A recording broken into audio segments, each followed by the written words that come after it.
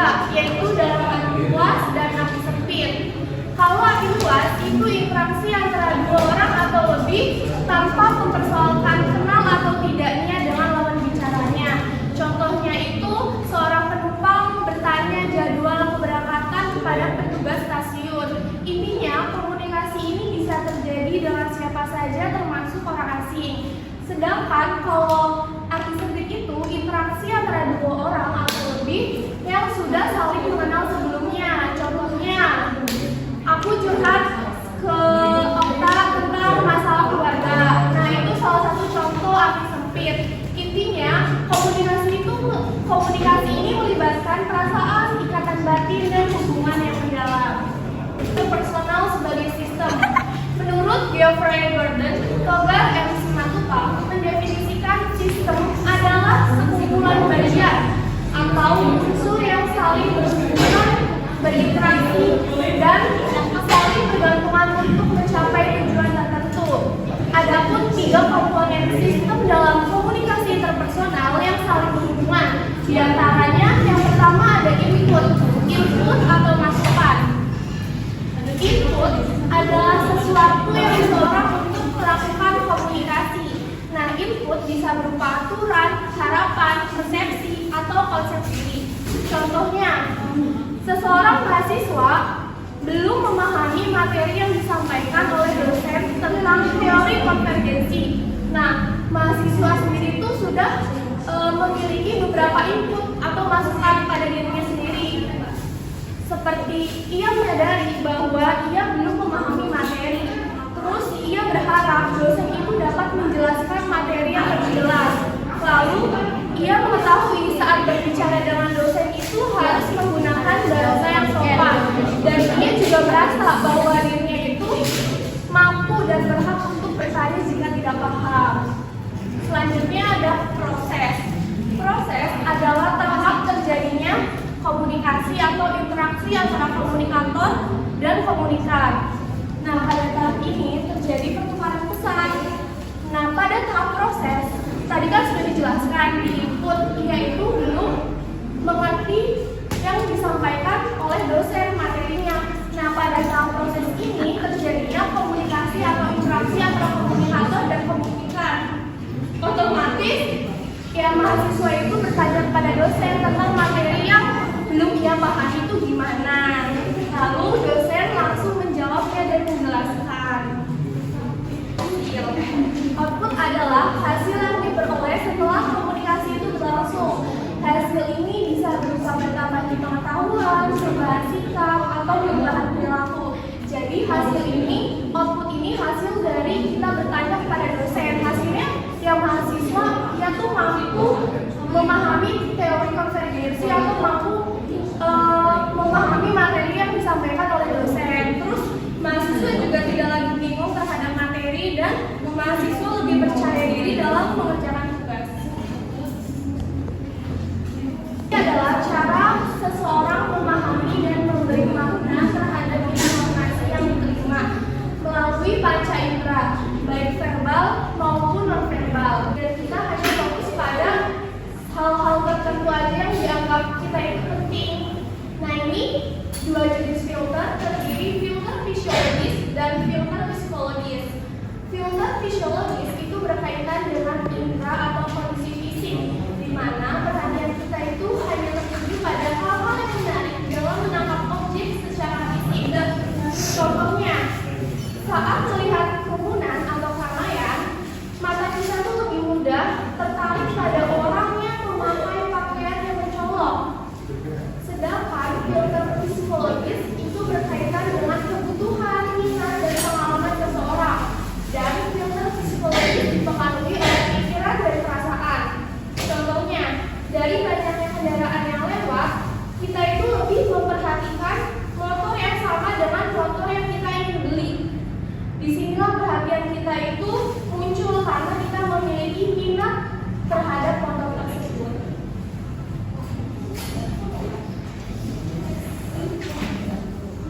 Gunung es, karakteristik manusia.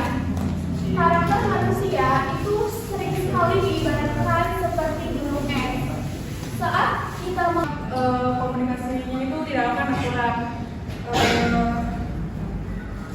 Jadi persepsi itu menentukan keberhasilan komunikasi. Jika persepsinya positif, maka akan membuat orang itu lebih nyaman dan terbuka komunikasinya. Jika persepsinya negatif, maka akan cenderung membuat seseorang itu membatasi dirinya untuk berkomunikasi lebih intens. Terus ada proses prosedur ini berlangsung melalui 3 tahapan linear, yaitu ada sensasi, penerimaan stimuli, yang kedua ada atensi, pemusatan fokus, yang ketiga ada interpretasi, pemaknaan berbasis memori masa lalu. Contohnya ketika kita berada di suatu tempat, itu mencium aroma parfum, nah itu membuat kita teringat sama seseorang.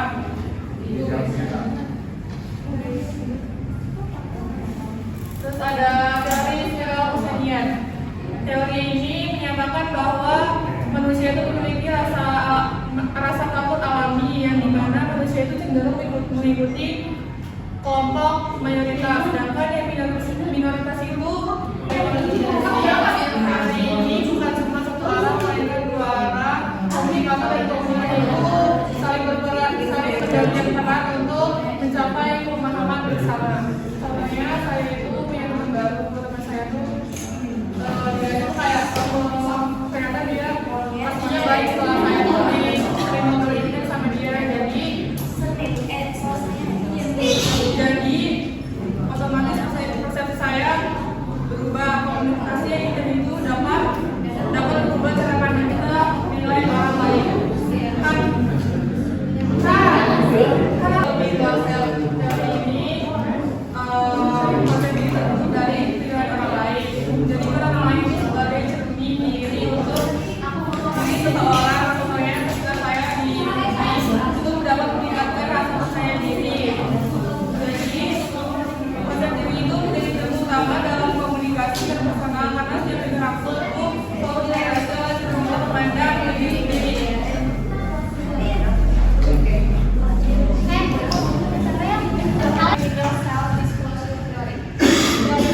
Menjelaskan bagaimana seseorang mengenal dirinya sendiri melalui proses pengungkapan diri, self disclosure, dan umpan balik feedback dari orang lain. Hari Window membagi diri seseorang ke dalam 4 bagian jendela. Yang pertama, itu bingkai terbuka open area, diketahui oleh diri sendiri dan diketahui oleh orang lain. Menurut Muhammad Budiana dan Reza Monojenko, teori ini meliputi informasi yang umum, yang dasar, seperti nama seseorang, umur, alamat, jurusan, dan lain-lain. Lanjut ke bingkai kedua, yaitu bingkai rahasia, hidden area, diketahui oleh diri sendiri, tetapi tidak diketahui oleh orang lain. Contohnya seperti perasaan yang kita pendam, masalah keluarga, dan dari hal ini intinya yang kita rahasiakan.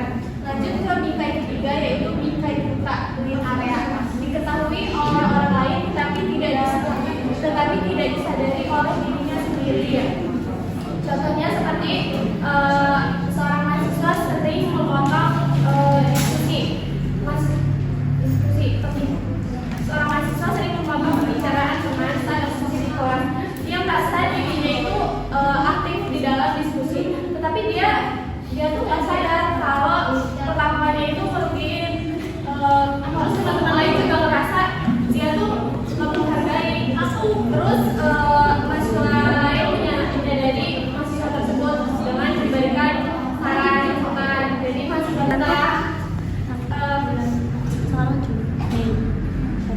setelah kemampuan itu muncul dan disadari, kemampuan tersebut berubah menjadi bidang terbuka karena sekarang diketahui oleh diri sendiri dan diketahui oleh orang lain. Lanjut ke teori atribusi. Teori ini diperkenalkan oleh Hegel pada tahun 1958 lewat bukunya, yaitu buku The Psychology of Personal Relations. Hegel mengungkapkan jika Anda melihat perilaku orang lain, maka Anda juga harus melihat sebab tindakan perilaku seseorang.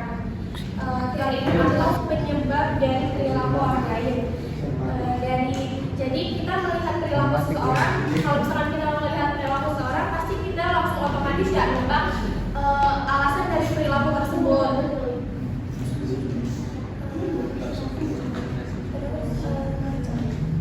Nah,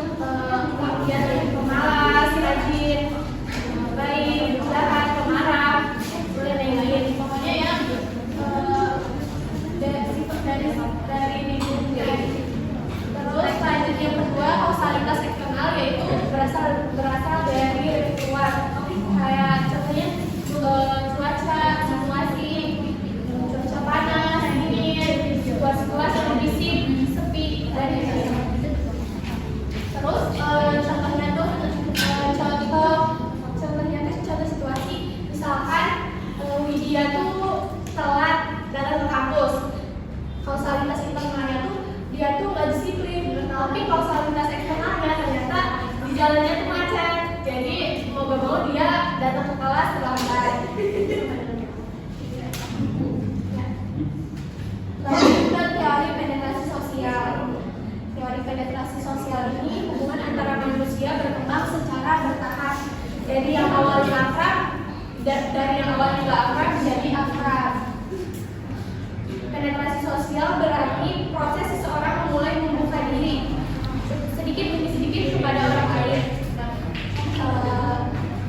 Penjelasan sederhananya, saat pertama kali kita kenal seseorang, pasti kita merasa canggung. Terus topiknya juga masih topik yang dasar kayak nama, alamat, umur dan lain-lain. Terus tapi kalau misalkan kita udah akrab, komunikasi juga udah gak canggung, kita udah pembicaraannya juga udah intens, terus mulai saling cerita masalah, punya rasa nyaman dan lain-lain. Nah, proses semakin terlibat seorang ini disebut dengan penetrasi sosial. Keuntungan dan kerugian di dalam hubungan itu, contoh keuntungannya dari situasi tadi, kita dapat teman baru, dapat hubungan, dapat support, dapat perhatian. Nah, kerugiannya kita bisa jadi dikecewakan, disakiti, atau kehilangan privasi. Biasanya akan kalau seorang merasa hubungan itu banyak positifnya, pasti mereka bakalan memahami hubungan itu. Sebaliknya kalau misalkan seseorang merasa hubungan itu banyak negatifnya, mereka bakalan memahami hubungan itu.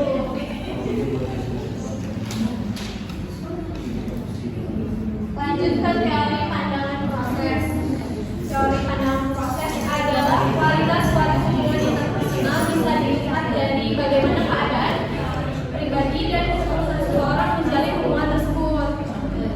Jadi artinya hubungan yang baik bukan cuma dilihat dari seberapa banyak kita berkomunikasi, tapi juga dari ketulusan, kejujuran, hubungan itu asli atau cuma pura-pura. Contohnya misalnya ada dua teman itu mereka sering bersama dan kelihatan akrab, tapi salah satunya ternyata hanya memanfaatkan. Menurut teori ini, hubungan seperti itu biasanya semu karena tidak benar-benar tulus. Sebaiknya kalau hubungan dibangun dengan saling percaya, jujur, saling mendukung, maka hubungan itu dianggap hubungan yang berkualitas dan asli. Tapi kalau kesimpulannya, hubungan internasional yang baik bukan hanya soal saling berkomunikasi, tetapi juga soal ketulusan dan kejujuran. Lanjut ke teori perspektif pertukaran.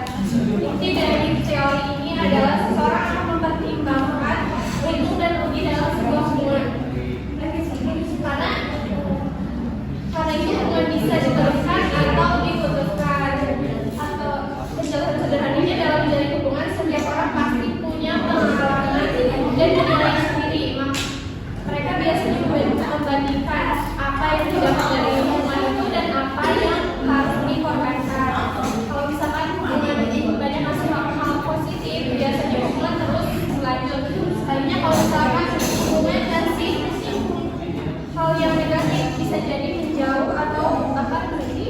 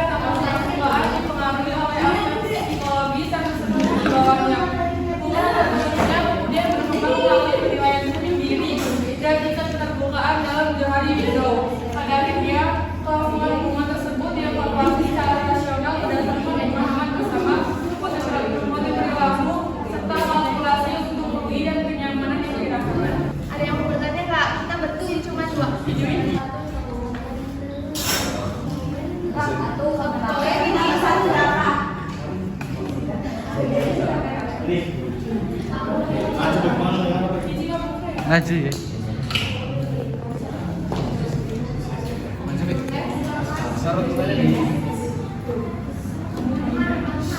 Izin bertanya kepada kelompok 4. Apa yang terjadi pada hubungan interpersonal jika bingkai terbuka atau open area semakin luas?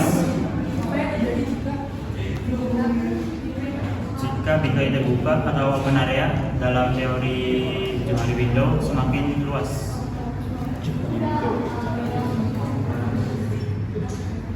Izin bertanya kepada kelompok 4. Tapi dijadiin aja begini.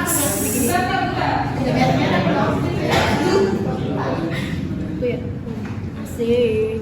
Perkenalkan, nama saya Kanita Lutfia dengan NIM 2502110131.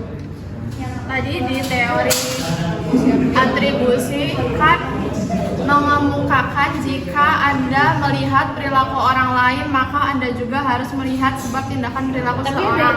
Nah, kalau kita salah menilai penyebab perilaku seseorang, dampaknya ke hubungan komunikasi interpersonal itu apa? Udah, sekian, terima kasih. Izin menjawab pertanyaan Konita ya. Tadi itu pertanyaannya tentang teori atribusi. Kalau kita salah menilai penyebab perilaku seseorang, itu dampaknya terhadap hubungan interpersonal gimana? Nah, menurut teori atribusinya sendiri, itu kita tuh cenderung mencari penyebab dari perilaku orang lain. Kayak kita tuh nebak perilaku orang lain. Nah, jika kita salah menilai penyebab perilaku seseorang, maka dampaknya tuh terhadap hubungan interpersonal yang pertama pasti munculnya kesalahpahaman. Nah, karena kan kita kan menafsirkan perilaku orang lain secara keliru, terus berkurangnya rasa percaya karena kita itu memberikan penilaian yang tidak sesuai dengan kenyataannya. Terus munculnya prasangka atau stereotip negatif terhadap orang tersebut. Itu kayak apa sih, prasangka gitu ya, prasangka buruk. Nah, terus terjadinya konflik atau hubungan menjadi renggang. Nah, karena kita tuh penilaiannya yang salah dapat menimbulkan kekecewaan atau perasaan tersinggung seperti itu. Ya, terima kasih, Kak. Oke, lanjut menjawab pertanyaan yang kedua, yaitu dari Cici. Pertanyaannya, apa yang terjadi jika bingkai terbuka atau open area semakin luas ya? Jadi kalau misalkan bingkai terbuka semakin meluas, komunikasi hubungan antar individu juga pasti jadi semakin lebih baik ya. Karena kan kita banyak menerima informasi baik dari diri sendiri maupun dari orang lain. Nah, dari situ kita tuh bisa jadi saling lebih mudah dalam memahami. Terus kita tuh mengurangi juga kesalahpahaman. Terus kerjasama juga jadi lebih efektif. Seperti itu. Terima kasih. Iya. Baik, cukup sekian pemaparan dari kelompok 4 mengenai bab 4 materi sistem